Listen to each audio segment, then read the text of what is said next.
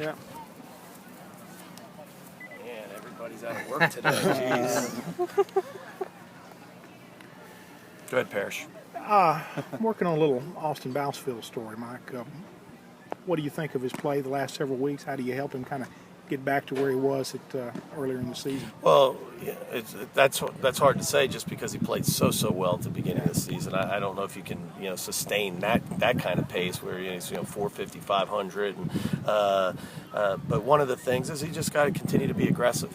Baseball is one of those games that has ebbs and flows, and he needs to just continue to keep his head up and continue to play hard. And even the games where maybe he felt he hasn't played his best, he still defends. He still makes great plays out there. He'll get a bunt down for you. He seems to always get the big hits.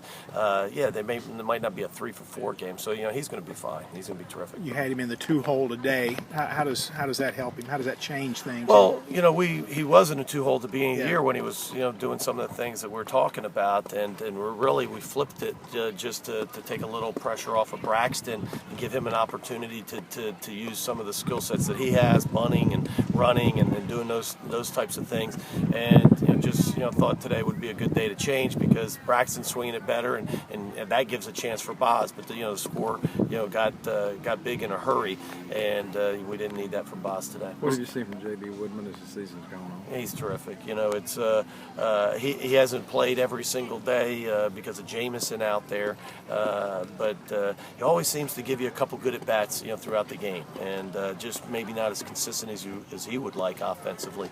But you can see the greatness in him. You can tell that it's only a matter of time before he's a little more consistent. It's always great to see somebody hit their first college home run. A guy that's comes here with such a high-profile recruit, to hit your first one. And although a little wind today, I think that goes out regardless of wind. He looks more comfortable. The reads are better in the outfield too. Yeah, and that at the beginning of the year was a little puzzling. Because sometimes you'll see position players feel the pressure a little bit offensively, but usually defensively they're okay, especially outfielders.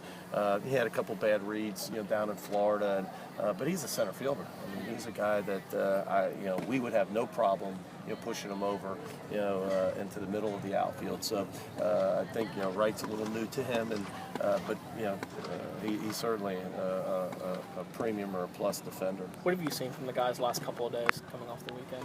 Really, we had the day off Monday, so didn't see him. But Tuesday, I loved our energy in practice. I don't want to say surprised. Probably the better word would be excited to see how much they got after it.